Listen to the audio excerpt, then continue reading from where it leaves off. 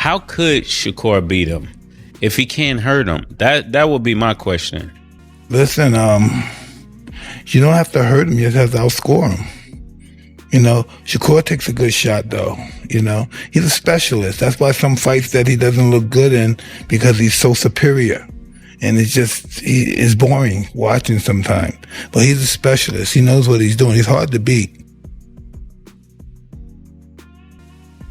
I think it's going to be a great fight. I think that I keep mentioning Mayweather versus Castillo. If you haven't seen that fight, watch that fight. Castillo beat Mayweather with the same style.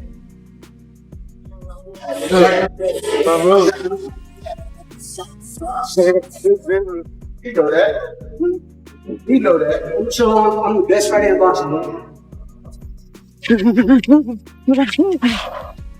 Two skillful fighters, two talented fighters, two fighters that are at a high skill level that will compete in the sweet science.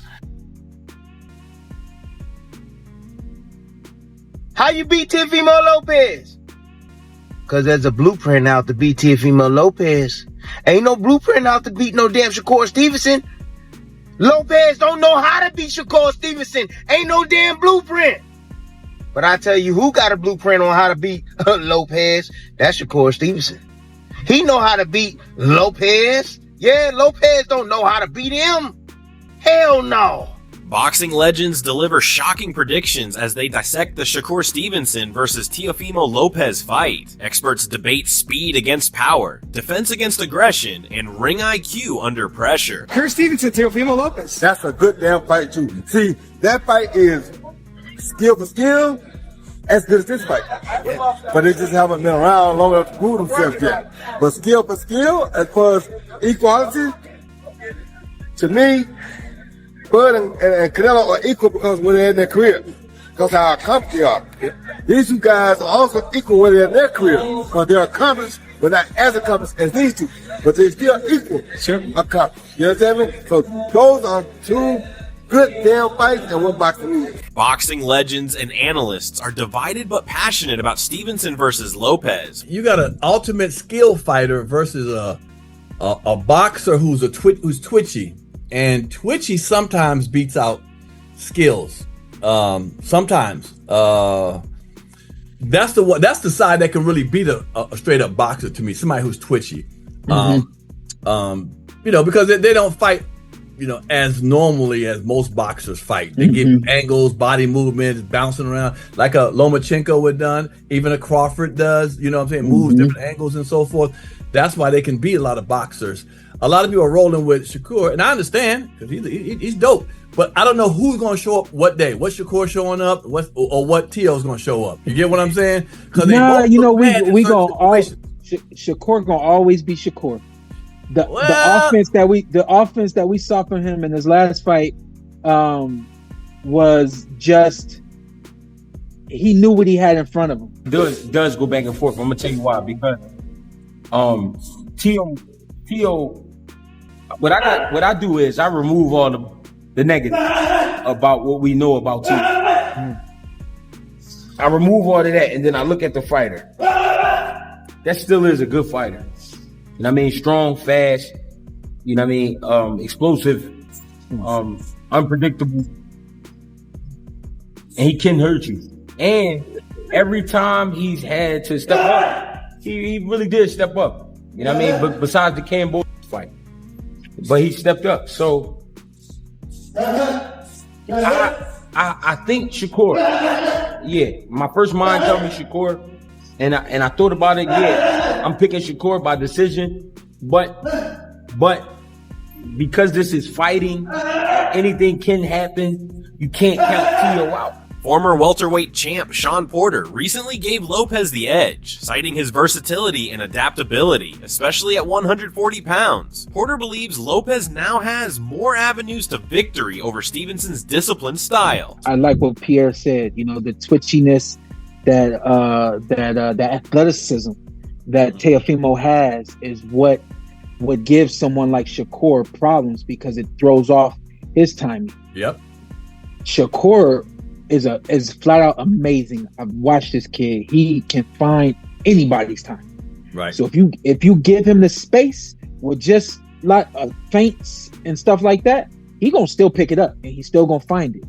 I got a feeling this thing is not gonna be boring and dry. Legendary fighter Tim Bradley boldly declared Stevenson too technical and savvy for Teofimo Lopez. Bradley explicitly said that Shakur has the blueprint to beat Teo and that Lopez doesn't know how to beat Stevenson. You already know the damn rest. Can somebody please tell me how you beat Shakur Stevenson? Please, somebody tell me, how the hell do you beat some damn Shakur Stevenson? I'll wait. How you beat Shakur Stevenson? Can somebody please, on the contrary, please tell me how the hell do you beat Teofimo Lopez? How you beat Teofimo Lopez? Because there's a blueprint out to beat Teofimo Lopez. Ain't no blueprint out to beat no damn Shakur Stevenson. Lopez don't know how to beat Shakur Stevenson. Ain't no damn blueprint. But I tell you who got a blueprint on how to beat Lopez. That's Shakur Stevenson. He know how to beat Lopez. Yeah, Lopez don't know how to beat him. Hell no. Teddy Atlas praised Shakur's performance against William Zepeda, noting how Stevenson blended aggression with his usual elusiveness, fought effectively both inside and outside, and showed he could control space while still countering well. I mean, Shakur showed aggression in his last fight against Zepeda, being elusive while being aggressive. Walking them down, fighting on the inside, boxing well, still being able to counter, still being able to control space, but also be able to go into tight quarters and not be afraid to show that he's good on the inside too, that he can make you miss and make you pay outside and inside. Shakur showed that. That was great. And people applaud him. I applaud him. We were sitting there ringside. I was sitting there actually with your sister, ringside, watching that fight. And it was a terrific performance. Shakur showing that dimension, showing that attitude, showing that competitiveness, showing that dog like people like to show or like to talk about, and they wanted to see in Shakur. He has highlighted that this upcoming matchup features two extremely athletic and talented fighters, each with contrasting strengths that make the bout compelling to watch. Okoye predicts that the Teofimo Lopez versus Shakur Stevenson fight will be a high-level chess match, but one where discipline beats explosiveness. While Teofimo brings speed, power, and athletic unpredictability, Okoye believes those strengths only matter if Teo can sustain pressure for all 12 rounds. I look at it as a fight that I'm interested in due to the fact that, depending on who dominates their portion of the fight, that's how that fight will go. I don't think it's going to end in a knockout. I think it's going to go 12 rounds for sure.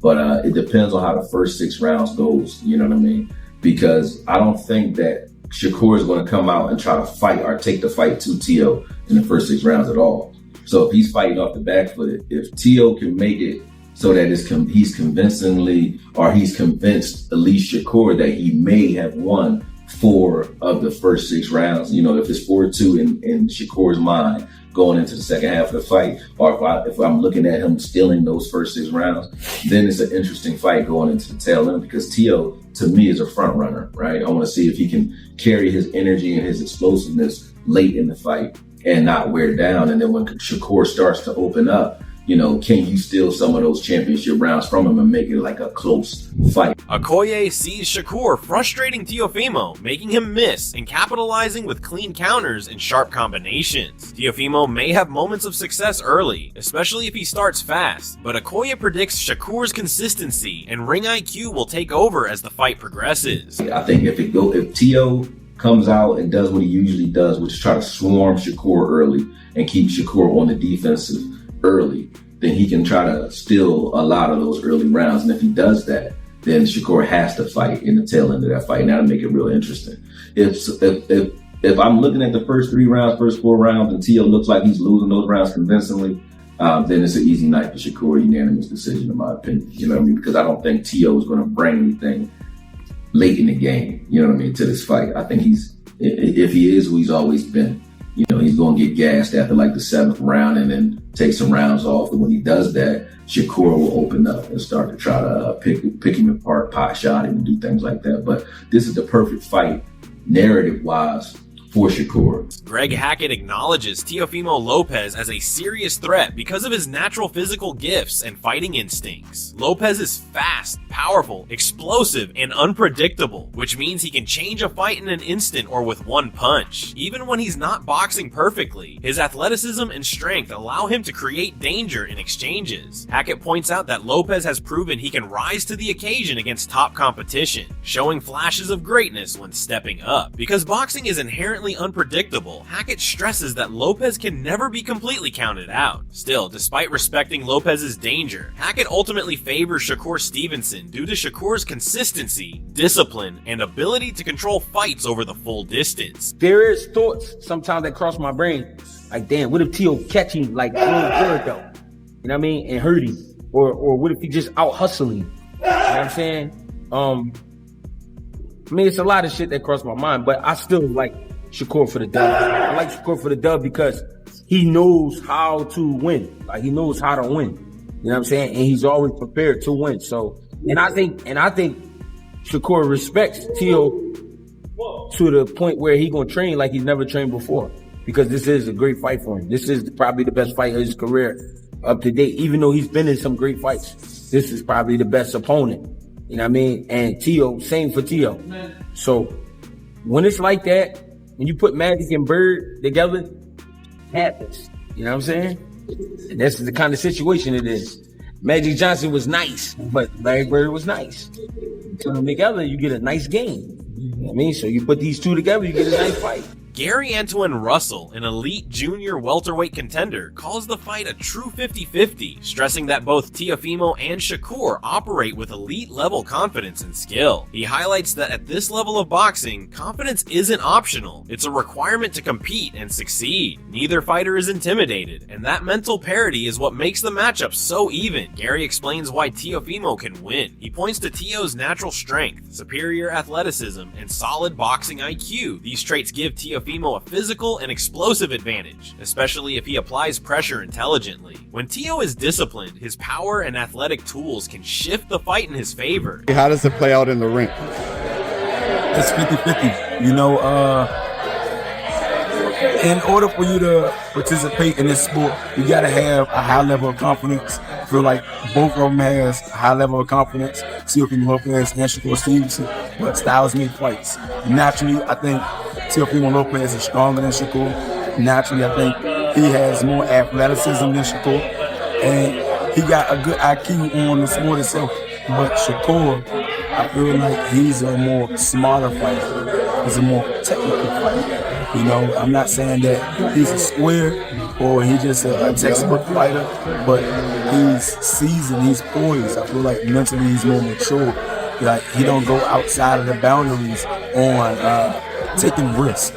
So a lot of times you'll see him fight somebody that could be stiff competition, and it'll wind up being a born fight to a degree. You know, that's why everybody was criticizing him for, oh, he's a born fighter. He's a careful fighter. Gary's most important point is that Teofimo Lopez's performance level is the deciding factor in the fight. According to him, Teo is not a one-dimensional fighter. He has different versions of himself that show up on fight night. When Teofimo is focused, disciplined, and fully locked in, he becomes extremely dangerous. Gary specifically points to the Lomachenko fight as the perfect example. In that bout, Teo controlled distance, stayed patient, followed the game plan, and used his athleticism and power intelligently. If that version of Teofimo shows up against Shakur, Gary believes Teofimo will win because he combines physical strength with composure and a high boxing IQ. This isn't hype, it's a technical endorsement of Teo's proven ability at the elite level. Teofimo Lopez, he's going to be a careful fighter. Now, just because he's a careful fighter doesn't mean that he isn't punctual with how he do things. I think Shakur, he got a lot of this arsenal that he can use to make him be victorious, as well as Teofimo Lopez. You know what I mean? So it's a 50-50 fight, and it depends on what fighters show up the night of the fight. Right. You know, but if I had to give you my whole honest truth, if Teofimo Lopez show up and is ready to fight just like how he fought Lomachenko, he'll win. Oscar Valdez has openly discussed how Shakur Stevenson's style frustrates and neutralizes his opponents. Valdez explained that Stevenson executes a highly technical, patient game plan, controlling distance, tempo, and rhythm so effectively that fighters can't impose their own style or make meaningful adjustments in the ring. He emphasized that Stevenson doesn't deviate from his strategy and makes it hard for opponents to land clean punches or disrupt his flow, comparing a fight with him to a chess match rather than a typical brawl. Valdez advised that fighters must stay patient and avoid frustration because Stevenson's meticulous, methodical approach puts relentless pressure on opponents to fight his fight, not theirs.